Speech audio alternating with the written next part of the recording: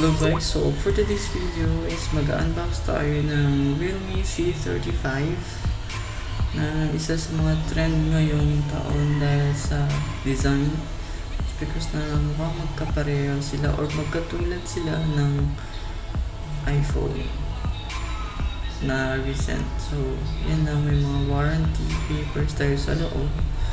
Then kasama ito is yung pin eject tool. Ayusin natin. Then ito yung unit niya, mamaya lang natin ipapakita natin lahat na naka-inbox sa box niya. So this is the power adapter ng Realme C35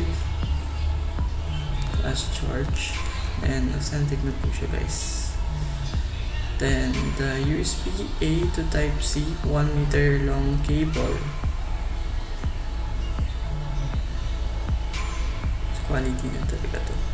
Wala na naman. So this is the time na ipapakita ko sa inyo kung gaano kaganda ang Realme C35 nang walang plastic. So eto na siya. So ang kulay natin ngayon is yung kulay black. Nakalimutan ko yung tawag sa kulay na to. So yun siya guys. The color speak itself. So maganda siyang tingnan at nag-flare yung likod niya. Dito sa ilalim is makikita yung charger port, yung speaker, yung microphone, at saka yung headset jack. Dito naman sa port na to is makikita natin yung volume rocker at saka yung SIM card tray. Then this one is the camera, which is 50 MP. And ito yung display niya. Sobrang napakaganda guys. And tingnan natin yung inner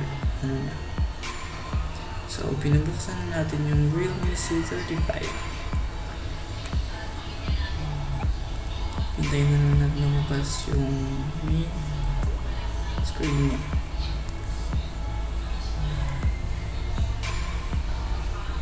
Realme C35.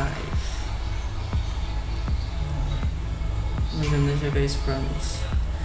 So this one is naka-unlock na siya. So sa camera mabilis siya pag naka-touch, and very responsive yung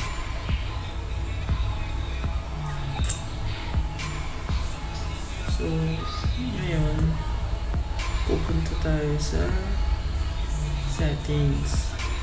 Then makikita natin yung network and internet, connection device, connected rather, then yung apps and notifications, display, sound, storage, smart control, isa sa mga features niya.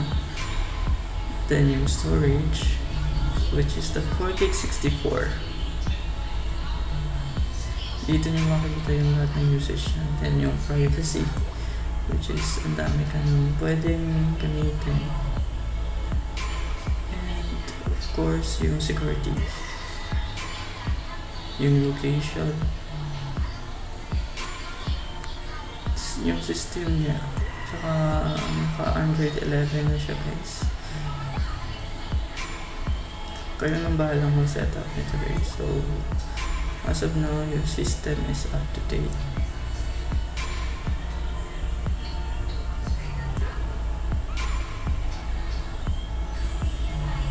And settings, accessibility, then actually guys, marami na siyang pre-installed app. Kapag pinili mo siya, so okay na talaga siya at maganda siya. So this one is the camera. Malinis at saka maganda siya guys. So na-press ko yung Google Lens. Ilaw lang natin. Then makikita natin sobrang linis talaga ito.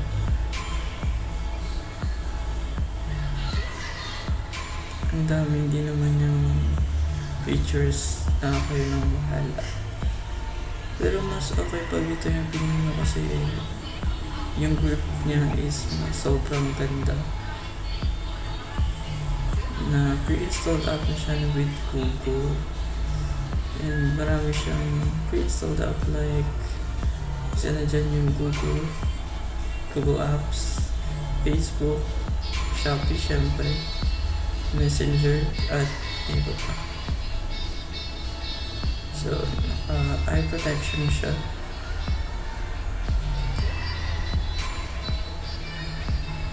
Mabilis siya guys. Touch responsive talaga itong Realme C35.